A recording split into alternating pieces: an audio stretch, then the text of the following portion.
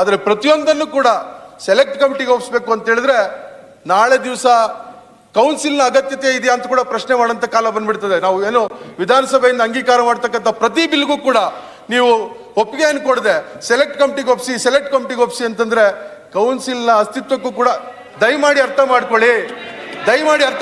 ನೀವು ವಿರೋಧ ಮಾಡಿ ನಾವ್ ಹೇಳೋದು ನೀವು ಪರ ಇರಬೇಕು ಅಂತ ಹೇಳ್ತಿಲ್ಲ. ನೀವು ಪರ ನೀವು ವಿರೋಧ ಮಾಡಿ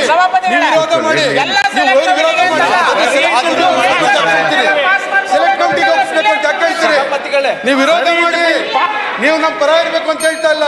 ನೀವು ವಿರೋಧ ಮಾಡಿ ಸೆಲೆಕ್ಟ್ ಕಮಿಟಿಗೆ ಅಲ್ಲ. ಹಂಗಾಗಿ ನೀವು ಪರಾಮರ್ಶೆ ಮಾಡ್ಬೇಕು ಅಂತ ಹೇಳ್ತೀರಿ. ನಿಮ್ ಉದ್ದೇಶ ಏನಂದ್ರೆ ತಳ್ಕೊಂಡು ಹೋಗ್ಲಿ, ಇನ್ನೊಂದು ವರ್ಷ ತಳ್ಕೊಂಡು ಹೋಗ್ಲಿ ಅಂತ ಹೇಳಿ ಅಷ್ಟೇನೆ, ಬೇರೆ ಏನು ಉದ್ದೇಶ ಇಲ್ಲ ನಿಮಗೆ. ಹರಿಪ್ರಸಾದ್, ಈ ಒಂದು ಬಿಲ್ ಅನ್ನ ಮುಂದಕ್ಕೆ ಹಾಕೊಂಡು ಹೋಗ್ಬೇಕು ಅನ್ನೋ ಒಂದೇ ಉದ್ದೇಶದಿಂದ ನೀವು ಸೆಲೆಕ್ಟ್ ಕಮಿಟಿಗೆ ಹಾಕಬೇಕು ಅಂತ ಹೇಳ್ತಾ ಇದ್ರೆ ಸೆಲೆಕ್ಟ್ ಕಮಿಟಿಗೆ ಹಾಕೋದಕ್ಕೆ ನಾನು ವಿರೋಧ ಇದೆ. ಬೇಕಾದ್ರೆ ಇನ್ನೊಂದು ದಿವಸ ಬೇಕಾದ್ರೆ ಚರ್ಚೆ ಮಾಡೋಣ ವಿಸ್ತೃತವಾಗಿ ಅಂತ ಹೇಳಿ ನನ್ನ ಮಾತನ್ನು ಮುಗಿಸ್ತೇನೆ. ಮಾನ್ಯ ಅಧ್ಯಕ್ಷರೇ, ಇವತ್ತು ಮಾನ್ಯ ಸಹಕಾರ ಸಚಿವರು ಕರ್ನಾಟಕ ಸೌಹಾರ್ದ ಸಹಕಾರಿ ತಿದ್ದುಪಡಿ ವಿಧೇಯಕ 2024 ಏನು ವಿಧಾನಸಭೆಯಲ್ಲಿ ಅಂಗೀಕಾರ ಆಗಿದೆ ಇವತ್ತು ವಿಧಾನ ಪರಿಷತ್ನಲ್ಲಿ ಮಂಡನೆ ಮಾಡಿದ್ದಾರೆ. ವಿಧಾನ ಪರಿಷತ್ನ ಅನುಮೋದನೆಯನ್ನು ತೆಗೆದುಕೊಳ್ಳೋದಕ್ಕೆ ಮಾನ್ಯ ಅಧ್ಯಕ್ಷರೇ, ಭಾಳ ಜನ ಈ ಒಂದು ತಿದ್ದುಪಡಿಯ ವಿಧೇಯಕ ಬಗ್ಗೆ ಭಾಳಷ್ಟು ಮಾತನಾಡಿದ್ದಾರೆ.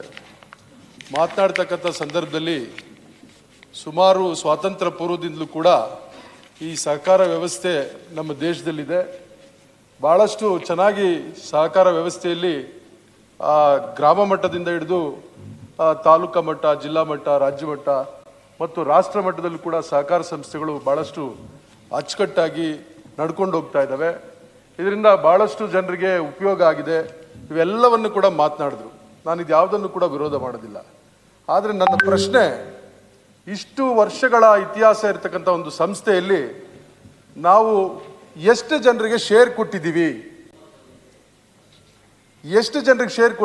ಯಾರ್ಯಾರಿಗೆ ಶೇರ್ ಕೊಟ್ಟಿದ್ದೀವಿ, ಇದನ್ನ ಫಸ್ಟ್ ಆಡಿಟ್ ಮಾಡಿಸ್ಲಿ. ಬಹುಶಃ ಈ ವ್ಯವಸ್ಥೆಯಲ್ಲಿ ಯಾರು ಇರ್ತಾರೆ, ಆಗಲೇ ಭೋಜೇಗೌಡರು ಮಾತನಾಡುವಾಗ ಹೇಳಿದ್ರು ಎಲ್ಲೋ ಕಳಸಾದಲ್ಲಿ ಯಾರೋ 30 ವರ್ಷದಿಂದ ಅವರೇ ಪ್ರೆಸಿಡೆಂಟ್ ಇದ್ದಾರೆ ಅಂತ. ಇದೇ ಸಹಕಾರ ವ್ಯವಸ್ಥೆಯಲ್ಲಿ ನಡೀತಾ ಇರೋದು. ಯಾರು ಸಹಕಾರ ವ್ಯವಸ್ಥೆಯಲ್ಲಿ 16 ವರ್ಷಗಳಿಂದ ಇರ್ತಾರೆ ಅವ್ರು ಬಿಟ್ರೆ ಬೇರೆಯವ್ರಿಗೆ ಅವಕಾಶನೇ ಇರೋದಿಲ್ಲ. ಇದ್ರ ಬಗ್ಗೆ ಯಾರು ಕೂಡ ಬೆಳಕು ಚೆಲ್ತಾ ಇಲ್ಲ. ಬಹುಶಃ ಇವತ್ತು ಸಿದ್ದರಾಮಣ್ಣವರು ಈ ರಾಜ್ಯದ ಮುಖ್ಯಮಂತ್ರಿಯಾಗಿ ಸಹಕಾರ ಕ್ಷೇತ್ರದಲ್ಲಿ ಅತ್ಯಂತ ಹಿರಿಯರಾಗಿದ್ದು ಬಹಳಷ್ಟು ಅನುಭವ ಇರತಕ್ಕಂಥವ್ರು, ಇವತ್ತು ಸಹಕಾರ ಕ್ಷೇತ್ರದಲ್ಲಿ ಅವ್ರದೇ ಆದಂಥ ಒಂದು ವ್ಯಕ್ತಿತ್ವ ಇರತಕ್ಕಂಥವ್ರು ಸಹಕಾರ ಸಚಿವರಾಗಿದ್ದಾಗ ಇದ್ರ ಬಗ್ಗೆ ಆಡಿಟ್ ಆಗಬೇಕು. ಯಾರಿಗೆ ಶೇರ್ ಕೊಟ್ಟಿದ್ದೀವಿ, ಯಾವ್ಯಾವ ವರ್ಗಕ್ಕೆ ಇಲ್ಲಿ ಶೇರ್ ಕೊಟ್ಟಿಲ್ಲ ಅಂತ ಆಡಿಟ್ ಆಗಬೇಕು.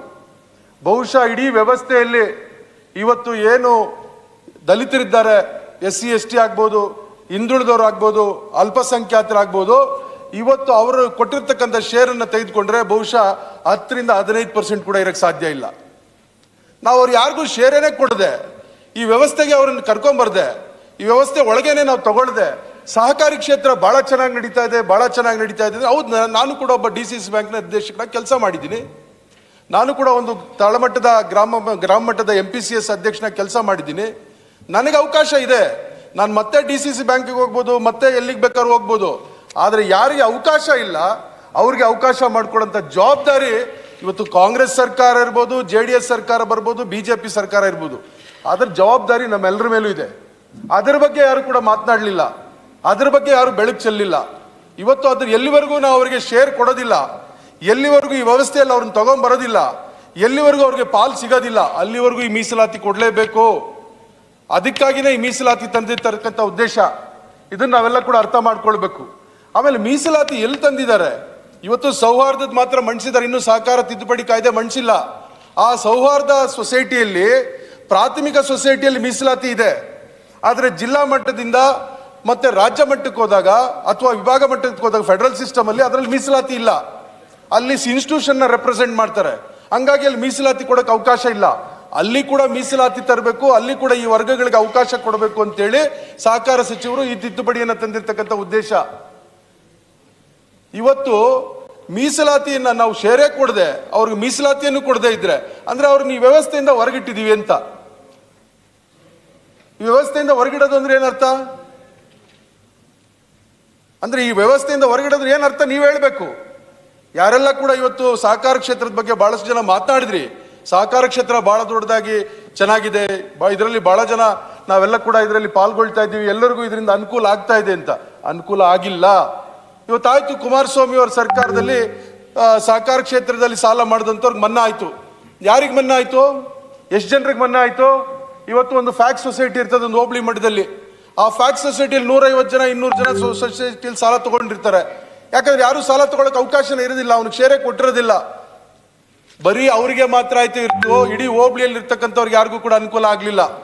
ಹಂಗಾಗಿ ಬಹಳ ಯೋಚನೆ ಮಾಡಿ ಇವತ್ತು ಎಲ್ಲಿವರೆಗೂ ನಾವು ಅವ್ರಿಗೆ ಶೇರ್ ಕೊಡೋಕೆ ಸಾಧ್ಯ ಇಲ್ಲೋ ಅಲ್ಲಿವರೆಗೂ ಮೀಸಲಾತಿಯನ್ನು ಕೊಡಲೇಬೇಕು. ಹಂಗಾಗಿ ಶೇರ್ ಕೊಡೋದಕ್ಕೆ ನಾವೆಲ್ಲ ಸೇರಿ ಒತ್ತಾಯ ಮಾಡೋಣ.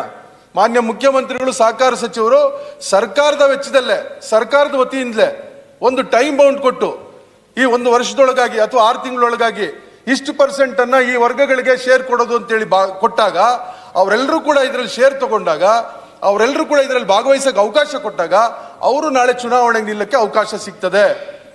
ಇವತ್ತು ಒಂದು ವರ್ಗದ ಜನ ಶೇರ್ ಇಟ್ಕೊಂಡು ಅವ್ನು ಯಾರೋ ಒಬ್ನೋ ಶೇರ್ ಇರೋನ್ ಬಂದಲ್ಲಿ ಚುನಾವಣೆಗೆ ನಿಂತರೆ ಅವನಿಗೆ ಯಾರು ಮತ ಹಾಕ್ತಾರೆ? ಅವನನ್ನು ಯಾರು ಗೆಲ್ಲಿಸ್ತಾರೆ? ಅವನೆಂಗಲ್ಲಿ ಪದಾಧಿಕಾರಿ ಆಗಿ ಸಾಧ್ಯ ಆಗ್ತದೆ? ಅವನೆಂಗಲ್ಲಿ ನಿರ್ದೇಶಕನಾಗಿ ಸಾಧ್ಯ ಆಗ್ತದೆ? ಇವೆಲ್ಲವನ್ನ ದೃಷ್ಟಿಯಲ್ಲಿ ಇಟ್ಕೊಂಡು ಇವೆಲ್ಲವನ್ನ ಆಲೋಚನೆ ಮಾಡಿ ಸುದೀರ್ಘವಾದಂಥ ಅನುಭವ ಇರತಕ್ಕಂಥ ಸಹಕಾರ ಸಚಿವರು ಇದರಲ್ಲಿ ಮೀಸಲಾತಿಯನ್ನು ಕೊಡಬೇಕು ಅಂತ ಹೇಳ್ತಾ ಇರ್ತಕ್ಕಂಥದ್ದು. ಇವತ್ತು ಮೀಸಲಾತಿ ಸೌಹಾರ್ದ ಸೊಸೈಟಿಯಲ್ಲಿ ಪ್ರಾಥಮಿಕ ಹಂತದಲ್ಲಿದೆ, ಆದರೆ ತಾಲೂಕು ಮಟ್ಟದಲ್ಲಿ, ಜಿಲ್ಲಾ ಮಟ್ಟದಲ್ಲಿ, ರಾಜ್ಯ ಮಟ್ಟದಲ್ಲಿ ಇಲ್ಲ. ಇವತ್ತು ನಾನು ಕೂಡ ಮಾನ್ಯ ಪ್ರತಾಪ್ ಸಿಂಗ್ ನಾಯ್ಕ ಅವ್ರು ಹೇಳ್ದಂಗೆ ಈ ಎರಡರಲ್ಲೂ ಕೂಡ ಬಹಳಷ್ಟು ಸಾಮ್ಯತೆ ಇದೆ, ನಾನು ಇಲ್ಲ ಅಂತ ಹೇಳೋದಿಲ್ಲ. ಈ ಸಾಮ್ಯತೆ ಇರ್ತಕ್ಕಂಥದ್ರಲ್ಲಿ ಸೌಹಾರ್ದದಲ್ಲಿ ಪ್ರಾಥಮಿಕದಕ್ಕೆ ಮೀಸಲಾತಿ ಕೂಡ ಅಗತ್ಯ ಇಲ್ಲ.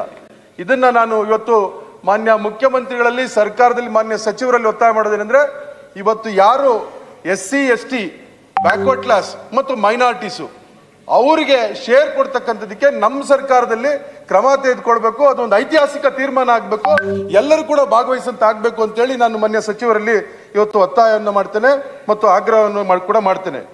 ಮತ್ತು ಚುನಾವಣಾ ಪ್ರಾಧಿಕಾರ ನಾವು ರದ್ದು ಮಾಡಿ, ಏನು ದಯಮಾಡಿ ಮಾನ್ಯ ಒಂದು 5-10 ನಿಮಿಷ ನನಗೆ ಅವಕಾಶ ಕೊಡಬೇಕು.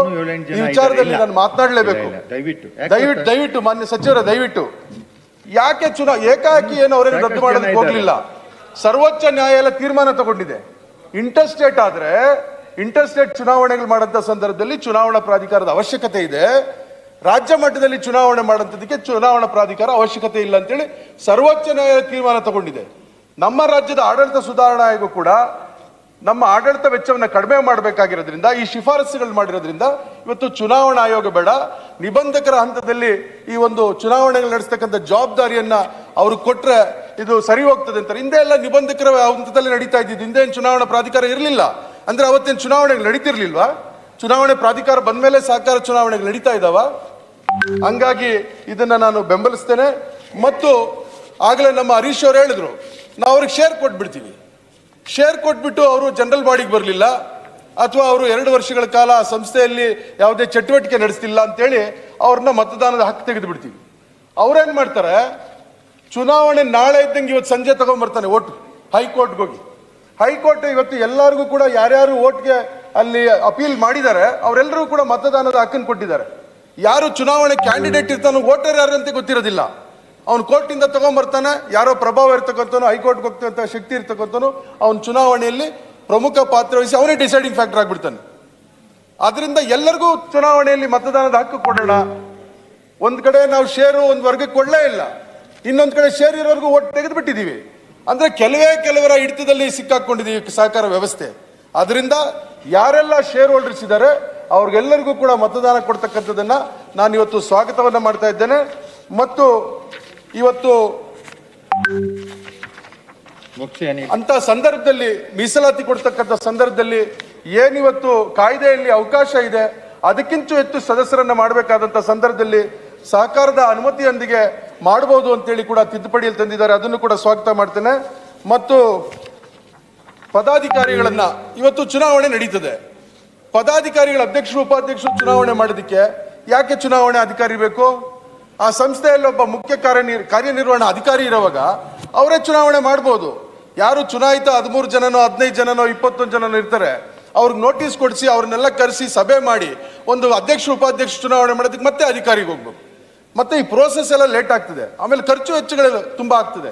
ಹಿಂದೆ ಇದು ಯಾವುದು ಕೂಡ ಇರಲಿಲ್ಲ. ಆ ಸಂಸ್ಥೆಯ ಕಾರ್ಯದರ್ಶಿ ಆಗಿದ್ದೋನು ಅಥವಾ ಕಾರ್ಯನಿರ್ವಹಣಾಧಿಕಾರಿ ಆಗಿದ್ದೋನೆ ಪದಾಧಿಕಾರಿಗಳ ಚುನಾವಣೆ ಮಾಡ್ತಿದ್ರು. ಅದನ್ನೇ ತಂದಿದ್ದಾರೆ. ಅಂದ್ರೆ ಸರಳೀಕರಣ ಮಾಡ್ತಾ ಇದ್ದಾರೆ.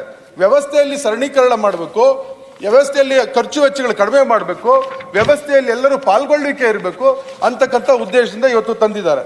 ಮತ್ತು ಕೋಆಪ್ಷನ್, ಮಾನ್ಯ ಅಧ್ಯಕ್ಷರೇ, ಇವತ್ತು ಎಲೆಕ್ಷನ್ ನಡೀತದೆ, ಯಾವುದೋ ಕಾರಣಕ್ಕಾಗಿ ಅವ್ನು ಮರಣ ಹೊಂದ್ಬಿಡ್ತಾನೆ ಅಥವಾ ಯಾವುದೋ ಕಾರಣಕ್ಕಾಗಿ ಅವ್ನು ಬೇಸತ್ತು ರಾಜೀನಾಮೆ ಕೊಡ್ತಾನೆ.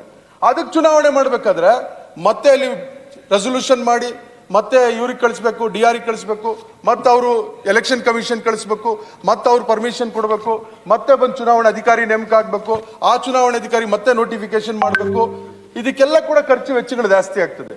ಹಂಗಾಗಿ ಏನು ಖಾಲಿ ಆಗ್ತದೆ, ಆ ಚುನಾಯಿತ ಆಡಳಿತ ಮಂಡಳಿಯವರು ಸಭೆಗೆ ಅಜೆಂಡಾದಲ್ಲಿ ತಂದು ಅದನ್ನ ಕೋಆಪ್ಷನ್ ಮಾಡ್ಕೊಳ್ಳೋದಕ್ಕೆ ಏನು ಕಷ್ಟ? ಯಾರನ್ನೋ ಹೊರಗಡೆ ಹೋಗಿರೋ ದಾರಿಯಲ್ಲಿ ಹೋಗೋರ್ನ ಕರ್ಕೊಂಡು ಕೋಆಪ್ಷನ್ ಮಾಡೋಕ್ಕಾಗುತ್ತಾ? ಯಾರು ಅರ್ಹತೆ ಇರ್ತಾನೆ, ಯಾರು ಶೇರ್ ಹೋಲ್ಡರ್ ಇರ್ತಾನೆ, ಅವನನ್ನೇ ಕೋಆಪ್ಷನ್ ಮಾಡ್ಕೊಳ್ಳೋದು. ಹಿಂದೆ ಎಲ್ಲ ಇದೇ ಪದ್ಧತಿ ಇತ್ತು. ಈಗೂ ಕೂಡ ಅದು 2.5 ವರ್ಷ ಆದ್ಮೇಲೆ ಇದೆ. ಆದರೆ 2.5 ವರ್ಷ ಅಲ್ಲ, ಅದು ಯಾವತ್ತು ಖಾಲಿ ಆಗ್ತದೆ ಅವತ್ತಿನಿಂದ ಮಾಡೋದಕ್ಕೆ ಕೋಆಪ್ಷನ್ ಮಾಡಬೇಕು ಅಂತೇಳಿ ತಿದ್ದುಪಡಿ ಅಂತಂದಿದ್ದಾರೆ. ಅದನ್ನು ಕೂಡ ನಾನು ಸ್ವಾಗತ ಮಾಡ್ತೇನೆ. ಮತ್ತು ಇನ್ನೊಂದು ಪ್ರಮುಖವಾದ ವಿಚಾರ, ನಾವು ಈ ಸಹಕಾರ ಸಂಘಗಳಲ್ಲಿ, ಸಹಕಾರ ಸಂಸ್ಥೆಗಳಲ್ಲಿ ಆಡಿಟ್ ಅನ್ನ ನಾವು ಚಾರ್ಟೆಡ್ ಅಕೌಂಟ್ ಮುಖಾಂತರ ಮಾಡಿಸ್ತಾ ಇರ್ತೀವಿ. ಆ ಚಾರ್ಟೆಡ್ ಅಕೌಂಟ್ ಮುಖಾಂತರ ಮಾಡಿಸಂತ ಸಂದರ್ಭದಲ್ಲಿ ಹಲವಾರು ಸಂದರ್ಭದಲ್ಲಿ ಸಾಕಷ್ಟು ಅಕ್ರಮಗಳಾಗಿದ್ದಾವೆ, ಸಾಕಷ್ಟು ಹಗರಣಗಳಾಗಿದ್ದಾವೆ. ಅವೆಲ್ಲ ಕೂಡ ಬೆಳಕಿಗೆ ಬಂದು ಈ ಸದನದಲ್ಲೂ ಕೂಡ ಬಹಳ ಸಂದರ್ಭದಲ್ಲಿ ಚರ್ಚೆ ಆಗಿದೆ. ಅದನ್ನ ಕನಿಷ್ಠ 3 ವರ್ಷಕ್ಕೊಮ್ಮೆ ಸಹಕಾರಿ ಇಲಾಖೆಯ ಆಡಿಟ್ ಇಲಾಖೆಯಿಂದ ಮಾಡಿಸಬೇಕು ಅಂತೇಳಿ ಒಂದು ತಿದ್ದುಪಡಿ ತಂದಿದ್ದಾರೆ. ಏನ್ ತಪ್ಪಿದೆ ಅದರಲ್ಲಿ? ಯಾಕೆ ಅದನ್ನ ನಾವು ವಿರೋಧ ಮಾಡಬೇಕು? ಈಗ ಕನಿಷ್ಠ 3 ವರ್ಷಕ್ಕೆ ಒಂದ್ಸಾರಿ ಆದ್ರೂ ನಾವು ಆ ಆಡಿಟ್ ಇಲಾಖೆ, ಸಹಕಾರ ಇಲಾಖೆ ಅಧೀನದಲ್ಲಿ ಕೆಲಸ ಮಾಡ್ತಕ್ಕಂಥ ಆಡಿಟ್ ಇಲಾಖೆಯಿಂದ ಆಡಿಟ್ ಮಾಡಿಸ್ಬೇಕು ಅಂತ ಹೇಳಿದ್ರಲ್ಲಿ ಏನ್ ತಪ್ಪಿದೆ? ಅದನ್ನು ಕೂಡ ಟ್ರಾನ್ಸ್ಪರೆನ್ಸಿ ತಂದಂಗೆ ಆಗ್ತದೆ, ಪಾರದರ್ಶಕತೆ ತಂದಂಗೆ ಆಗ್ತದೆ. ಮತ್ತು ನಮ್ಮ ಏನು ಈಗ ಹಗರಣಗಳಾಗ್ತಕ್ಕಂಥದ್ದಕ್ಕೆ, ಅಕ್ರಮಗಳಾಗ್ತಕ್ಕಂಥದ್ದಕ್ಕೆ ಕೂಡ ಒಂದು ಕೊನೆ ಆಡ್ದಂಗೆ ಆಗ್ತದೆ. ಮತ್ತು ಇವತ್ತು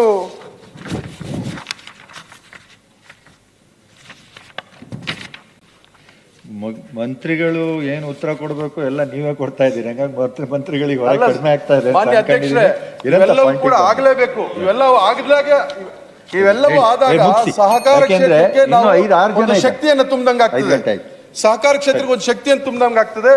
ಆ ನಿಟ್ಟಿನಲ್ಲಿ ಇವತ್ತು ಮಾನ್ಯ ಸಚಿವರು ಏನು ಸಹಕಾರ ಕಾಯ್ದೆಗೆ ಒಂದು ತಿದ್ದುಪಡಿ ಅಂತ ತರ್ತಾ ಇದ್ದಾರೆ, ಇದನ್ನ ನಾನು ಸ್ವಾಗತವನ್ನು ಮಾಡ್ತೇನೆ. ಮತ್ತು ಇದೊಂದು ಪರಿಪಾಠ ಆಗ್ಬಿಟ್ಟಿದೆ. ದಯಮಾಡಿ ನಾವೆಲ್ಲ ಕೌನ್ಸಿಲ್ ಮೆಂಬರ್ಸ್ ಅರ್ಥ ಮಾಡ್ಕೊಳ್ಬೇಕು.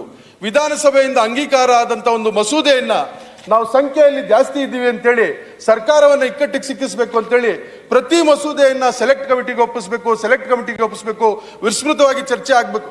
ನೀವು ಮಾನ್ಯ ಸರ್ಕಾರವನ್ನು ಒತ್ತಾಯ ಮಾಡಿ, ಮಾನ್ಯ ಸಭಾಧ್ಯಕ್ಷರು ಒತ್ತಾಯ ಮಾಡಿ, ಇದ್ರ ಬಗ್ಗೆ ಇನ್ನೊಂದಷ್ಟು ಚರ್ಚೆ ಆಗಬೇಕು, ಇನ್ನೊಂದು ದಿವಸ ಇದನ್ನ ಚರ್ಚೆ ಮಾಡೋಣ ಅಂತೇಳಿ. ಆದ್ರೆ ಪ್ರತಿಯೊಂದನ್ನು ಕೂಡ ಸೆಲೆಕ್ಟ್ ಕಮಿಟಿಗೆ ಒಪ್ಪಿಸಬೇಕು ಅಂತ ಹೇಳಿದ್ರೆ ನಾಳೆ ದಿವಸ ಕೌನ್ಸಿಲ್ನ ಅಗತ್ಯತೆ ಇದೆಯಾ ಅಂತ ಕೂಡ ಪ್ರಶ್ನೆ ಮಾಡುವಂತ ಕಾಲ ಬಂದ್ಬಿಡ್ತದೆ. ನಾವು ಏನು ವಿಧಾನಸಭೆಯಿಂದ ಅಂಗೀಕಾರ ಮಾಡ್ತಕ್ಕಂಥ ಪ್ರತಿ ಬಿಲ್ಗೂ ಕೂಡ ನೀವು ಒಪ್ಪಿಗೆಯನ್ನು ಕೊಡದೆ ಸೆಲೆಕ್ಟ್ ಕಮಿಟಿಗೆ ಒಪ್ಪಿಸಿ ಅಂತಂದ್ರೆ ಕೌನ್ಸಿಲ್ನ ಅಸ್ತಿತ್ವಕ್ಕೂ ಕೂಡ ದಯಮಾಡಿ ಅರ್ಥ ಮಾಡ್ಕೊಳ್ಳಿ. ನೀವು ವಿರೋಧ ಮಾಡಿ. ನಾವ್ ಹೇಳೋದು ನೀವು ಪರ ಇರಬೇಕು ಅಂತ ಹೇಳ್ತಿಲ್ಲ, ನೀವು ಪರ ನೀವು ವಿರೋಧ ಮಾಡಿ,